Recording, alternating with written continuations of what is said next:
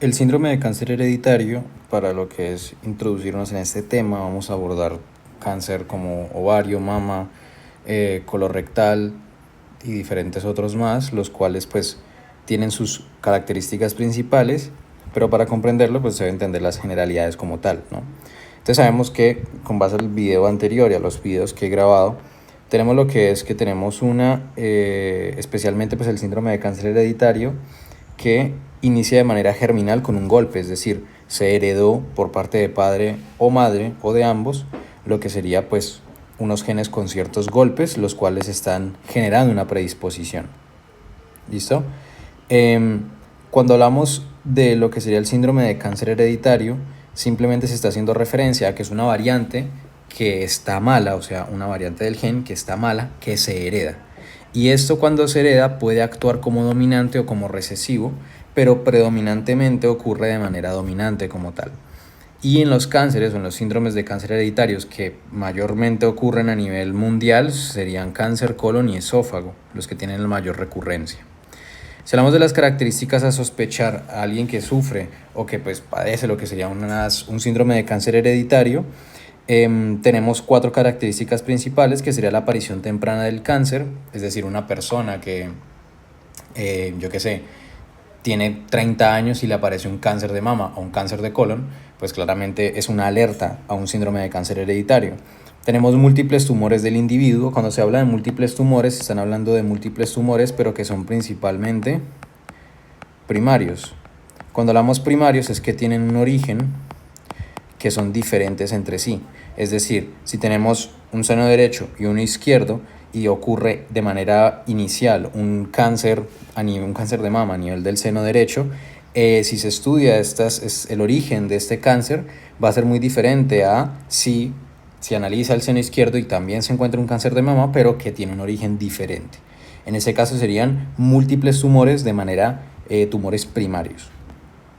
También tenemos lo que serían los antecedentes familiares, es decir, si el padre, la madre, el hermano tiene lo que sería como tal pues cáncer de algún tipo de órgano, o sea, cáncer de mama, de colon, de próstata, de páncreas, etc, etc. Y por último tenemos lo que es la distribución de sexo atípico, que pues no discrimina, se le puede dar a todos, pero la recurrencia no es igual en todos. Digo, la recurrencia no, la frecuencia no es igual en todos. ¿Por qué? Porque, por ejemplo, el cáncer de mama pues predomina en mujeres, pero también le pueden dar a hombres. ¿Qué pasa? Es menos probable que le dé a hombres por la gran cantidad de exposición que debe suceder, a no ser de que ya se tenga como tal una predisposición por parte de un síndrome de cáncer hereditario. Entonces acá es cuando nos introducimos en lo que son los temas de golpes versus no golpes, es decir, un cáncer hereditario, ¿cuántos golpes necesita? Pues necesitaría menos golpes versus lo que sería un cáncer no hereditario, es decir, cuando tenemos un cáncer no hereditario, principalmente estamos hablando de golpes por exposición, o sea, tenemos X cantidad de golpes que debo realizarle a las células somáticas, es decir, a las células, de X tejido, para que pueda desarrollarse un cáncer. Diferente al cáncer hereditario, que yo nazco con la persona nace con una predisposición que equivale a X golpes iniciales, es decir, la persona nace con 20 golpes iniciales a un gen que solo se necesitaría 40 para que desarrolle lo que sería el cáncer. Entonces no es lo mismo yo decir que una persona nace con, por ejemplo, digamos que 40 sea el tope para que la persona pues genere lo que sería el cáncer, ¿no? Entonces no es lo mismo que una persona pues nazca con 20 a que nazca con 0. Estos 20 son heredados, o sea que tenemos una predisposición, versus los ceros, que pues claramente es como debería estar de manera normal, y cada golpe que se le da a medida de los años pues genera lo que sería esa exposición, ¿no? Y recordar que pues una sola variante no genera el cáncer, por ende se necesitan diferentes y múltiples golpes para generar lo que sería como tal el cáncer full. Vamos a hablar de los genes asociados a cáncer, que pues principalmente son de manera general, por ejemplo, el cáncer de mama ovario, que tenemos que la mayor frecuencia o el alto riesgo está relacionado con el BRCA1 y 2, que es menos del 50%, pero recordar que el BRCA1 y 2 no solo está asociado con mama y ovario, también está relacionado con colon, próstata, páncreas, melanoma.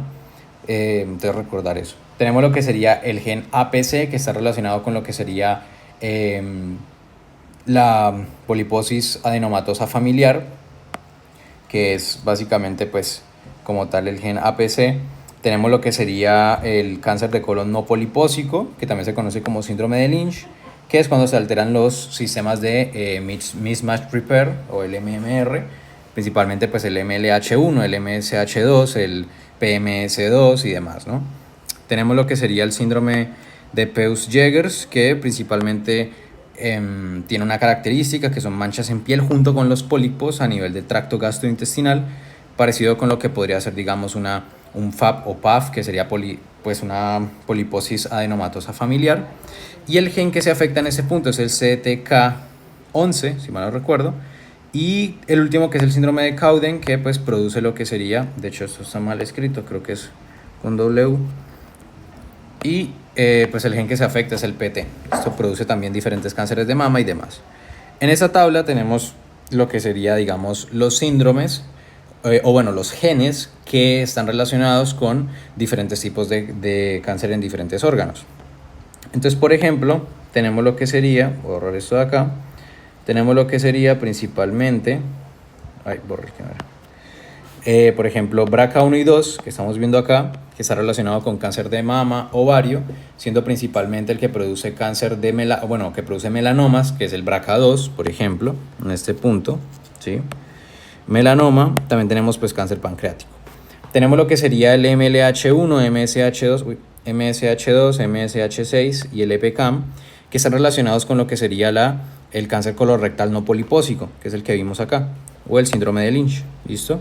Entonces esos que estamos viendo acá están relacionados con, este también creo, están relacionados con el cáncer cáncer colorectal no polipósico.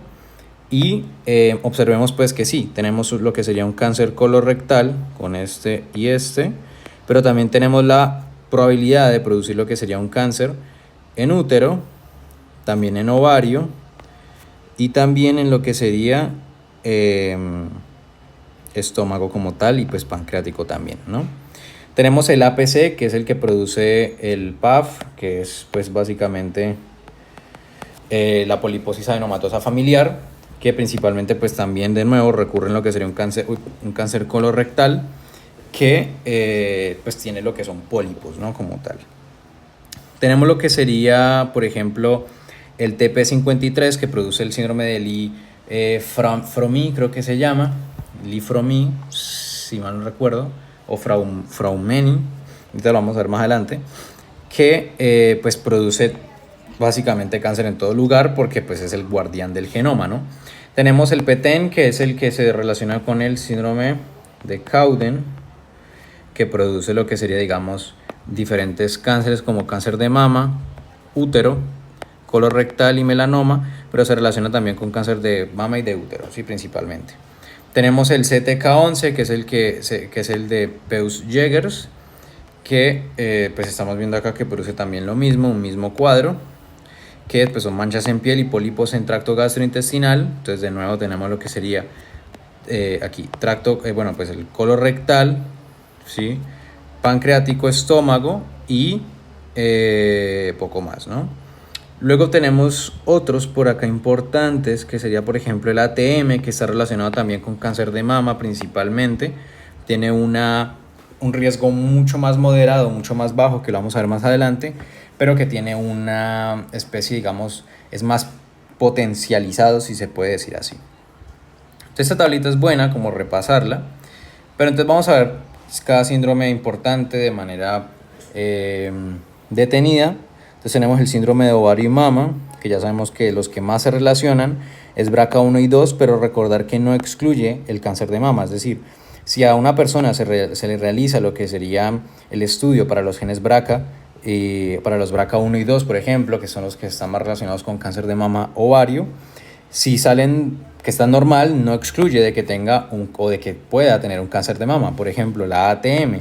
O por ejemplo, también habíamos hablado de lo que sería el PTEN, el TP53, el STK11, que pueden producir también, ¿no? Recordar que, pues, que el riesgo, bueno, cuando se habla de cáncer hereditario es aproximadamente del 5 al 10%, y lo que sería la ATM, que es otro gen que trabaja junto a lo que sería el BRCA, que son los que se encargan de reparar como tal el material genético, pues si hay una mutación, también tenemos lo que sería un alto riesgo, una mayor fuerza, es decir, que tiene mayor, como por decirlo, capacidad de desarrollar un cáncer, pero no tiene el mismo riesgo que BRCA, es decir, el riesgo de BRCA es mucho mayor, aproximadamente el 50% o inclusive más, ahorita lo vemos, versus lo que sería la ATM, ¿no? Entonces, ¿cómo se diagnostica el cáncer de mama ovario? Entonces tenemos los mismos parámetros, casi que en la sospecha de síndrome de cáncer hereditario, que es un historial de cáncer, desarrollo de 2 cánceres de mama, es decir, primarios, familiar en primer grado con cáncer de mama, ovario, próstata, páncreas, y por inmunohistoquímica cuando se está desarrollado, es decir, cuando la persona ya tiene cáncer. Entonces, para entender la inmunohistoquímica, que eso es lo importante, se debe entender esto de acá. Entonces tenemos lo que sería una célula, ¿no? Entonces la célula tiene 3 tipos de receptores. Tenemos un receptor, que es el de rojo, que es el receptor de estrógenos. ¿Listo? Tenemos el verde, que es el receptor de progestágenos. Y tenemos, por ejemplo, el negro, que es el receptor de la proliferación como tal, pues de la célula, ¿no? Entonces, cuando estamos hablando por ejemplo, estrógenos, la inmunohistoquímica lo que realiza es tratar de encontrar la positividad en cada uno de estos receptores, es decir, si la célula, digamos, sale positivo para receptores estrógenos, quiere decir de que tiene una mayor expresión a nivel celular en la superficie de receptores de estrógenos. Entonces, si dibujamos múltiples receptores de estrógenos, estamos haciendo referencia a que a una misma concentración de estrógenos, la célula cancerígena tiene mayor superficie de captación y por ende va a tener mayor estrógenos entrando, o bueno, generando cambios a nivel intracelular, ¿sí? ¿Qué pasa? Esto es claramente, pues, positivo para receptor de estrógenos, y en este caso, pues, la célula tiene mayor capacidad de proliferación, ¿sí? Lo mismo con los receptores de progestágenos. Si tenemos la misma concentración de progestágenos, pero tenemos más receptores expresados de progestágenos, lo que está sucediendo es que los progestágenos tienen mayor superficie de adherencia y tienen mayor probabilidad de entrar y de generar cambios intracelularmente. Y cuando estamos hablando de esto, lo mismo, tenemos una mayor proliferación celular. Y lo mismo con el receptor HERS, tenemos una mayor proliferación celular. Entonces, a eso se le llama, pues tenemos lo que son diferentes tipos de pronósticos, como pueden ser pronósticos triple negativo, triple positivo, o solo el receptor de estrógenos y progestágenos son positivos, o solo el HERS2 es positivo. Entonces, dependiendo de la positividad o negatividad de la prueba inmunohistoquímica, pues puede ser más viable o menos viable, es decir, un mejor o peor pronóstico. En este caso, ¿qué pasa?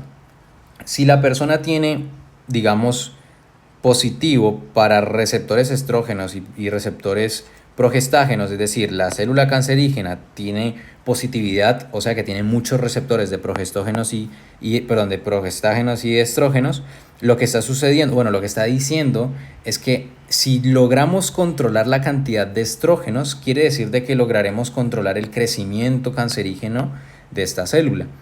Por ende, lo que se realiza es tratar de inhibir esa secreción o esa producción de estrógenos progestágenos para de esta manera frenar el crecimiento cancerígeno en el caso del cáncer de mama, por ejemplo. Ahora, ¿qué pasa si tenemos lo que es un triple negativo? Es decir, esto es negativo, esto es negativo, esto es negativo. Quiere decir de que la célula no está diferenciada, es decir, la célula crece de por sí sin ningún tipo de dependencia ante estrógenos, progestágenos o HERS2 o el HERS2-mu que se le conoce.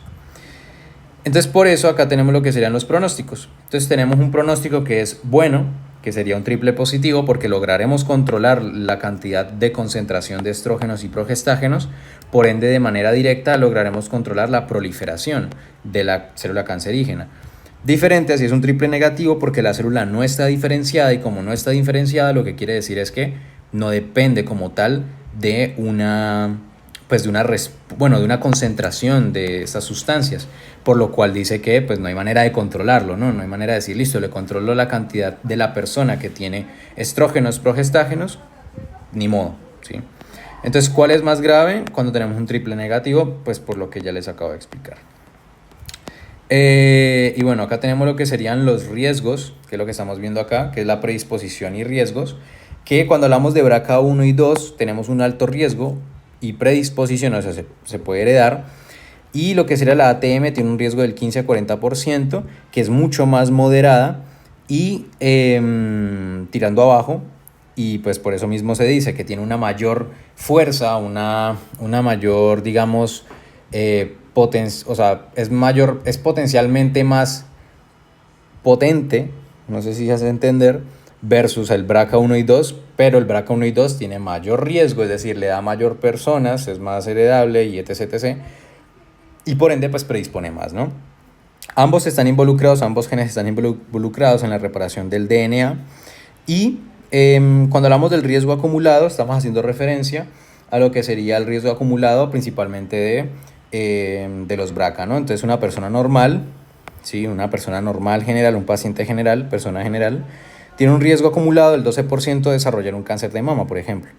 Cuando hablamos de lo que sería una persona con una mutación en el BRCA1, tiene un 46 a 87% de desarrollar cáncer de mama, versus si tiene un BRCA2 que tiene un 38 a 84% de desarrollar cáncer de mama. Recordemos que el BRCA2 es el que se relaciona con melanomas, diferente a lo que sería el BRCA1 como tal. Y acá tenemos lo que sería una especie de grupo de edades y la comparación de cáncer de mama entre BRCA1 y 2. Observemos que el pico o el punto máximo en cáncer de mama radica en BRCA1 principalmente porque tenemos, digamos, 43 casos anuales que desarrollan cáncer. Y observamos cómo el número va decreciendo porque principalmente las personas que desarrollan cáncer de mama, pues a nivel que avanza la edad, pues mueren lastimosamente. Entonces están entre los 45 y 50 años. Luego tenemos ya lo que sería el síndrome de Lynch, que también se conoce como el cáncer de colon no polipósico, cáncer de colon rectal no polipósico, y es cuando se altera lo que es la función MMR o la Mismatch Repair Function, que hace referencia pues a lo que vimos en el video pasado, que es la capacidad de que un DNA que está recién sintetizado tiene un mal emparejamiento, pues mediante mecanismos de reparación por mal emparejamiento se detecta y de esta manera se resuelve, ¿no? Entonces acá estamos viendo las diferentes moléculas que están relacionadas, como el MLH1, MSH2, MSH6, lo que sería el PMS2. Recordemos que están involucrados en esta reparación. Lo que sería principalmente este de acá, que es el MLH1, es el que se encarga de cortar, ¿sí? Por ende tiene una mayor, si se altera este de acá, tiene una mayor probabilidad de que desarrolle un cáncer no polipósico o un síndrome de Lynch. ¿Por qué? Pues porque es el que corta, y si no tengo quien corte, no hay quien sintetice por DNA polimerasa. Luego tenemos el MSH2 junto con MSH6, que son los que se encuentran a nivel del reconocimiento, o sea, es el complejo de reconocimiento que reconoce, valga la redundancia, esa porción de DNA que está alterado, y lo que hace pues básicamente es llamar a MLH1 junto con PMS2. ¿Listo?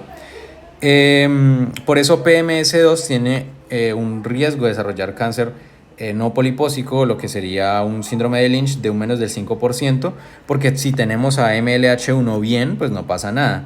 Diferente a si tenemos MLH1 mal, que pues tenemos un 50% y va reduciéndose, es decir, MSH2 y 6 de 40 y 10%.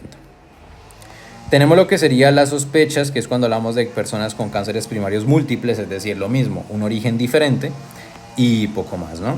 Acá tenemos lo que sería ya la poliposis adenomatosa familiar, o el PAF o el FAP, como quieran llamarlo, que es cuando se altera el gen APC, principalmente lo que sería la región 5q21 a 22. ¿Qué sucede? Esto es de penetrancia completa al 100%.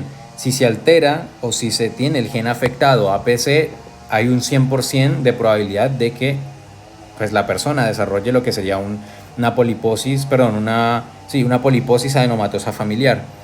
Pero también recordar que esto no se relaciona solo con cáncer colorectal, sino también con lo que sería un cáncer pancreático, duodenal, etc, etc.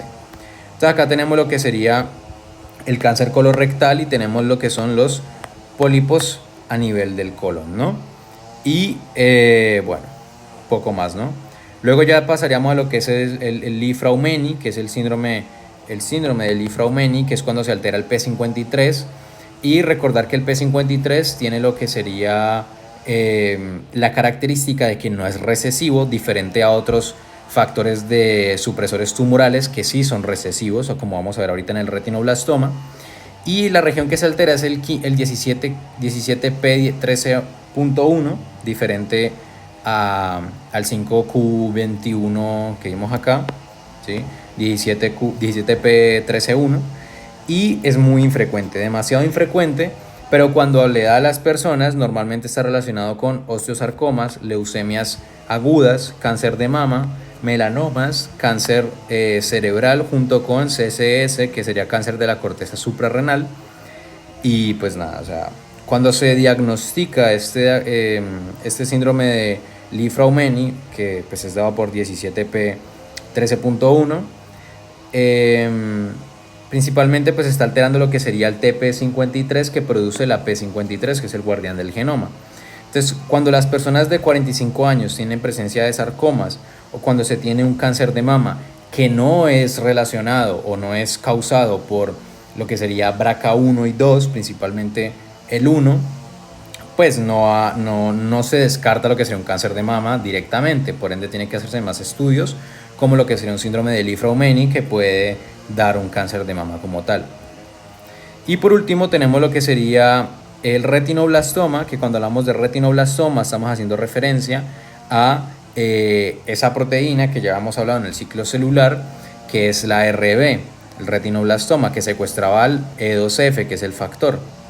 Entonces lo que sucede es que pues está ubicado en la región, se codifica en la región 13Q14 y principalmente se afecta al RB, ¿no? El 90% lo desarrolla antes de los 3 años de edad y el 60% son unilaterales. Cuando se habla del 40% son hereditarios, quiere decir de que, como vamos a ver más adelante, se tiene lo que sería, digamos, una teoría de que si es recesivo o es dominante y sobre su penetrancia, ¿no? Entonces tenemos una penetrancia que es mayor al 90%, parecido a lo que sería el síndrome polipósico que vimos acá. ¿Listo? El síndrome polipósico que vimos acá. Y poco más, ¿no? Entonces tenemos lo que está relacionado con estrabismo o leucocoria, que es un color blanquecino a nivel de lo que sería la pupila. Y es cuando básicamente el reflejo rojo está ausente. Cuando se habla de que el reflejo rojo está ausente, está haciendo referencia a que cuando se le alumbra con una linterna o un celular, lo que sea, una luz bastante potente, ese fondo, como esa especie de fondo de ojo que se encuentra o que se logra observar como una placa roja a nivel del ojo, un reflejo rojo, no está. Entonces este reflejo rojo es ausente, puede ser de color blanquecino / amarillento, principalmente por una presencia de masa. Y esa presencia de masa, pues que es básicamente el retinoblastoma, lo que genera sería una protusión de ojo a nivel cuando avanza, ¿no? en el tiempo. Entonces recordar pues que sería el 13Q14, diferente a, por ejemplo, el Li-Fraumeni, que es 17P13.1, y diferente al APC, que es 5.21 a 22, que es el que vimos acá. Y por último, ya para finalizar, tenemos lo que sería la teoría de Knudson, o este nombre de acá, que hace referencia al retinoblastoma y se explica lo que sería un cáncer hereditario versus uno no hereditario, que ya lo vimos. Es decir, cuando se habla de un cáncer hereditario, se tiene lo que sería un golpe de por sí a nivel germinal en un gen.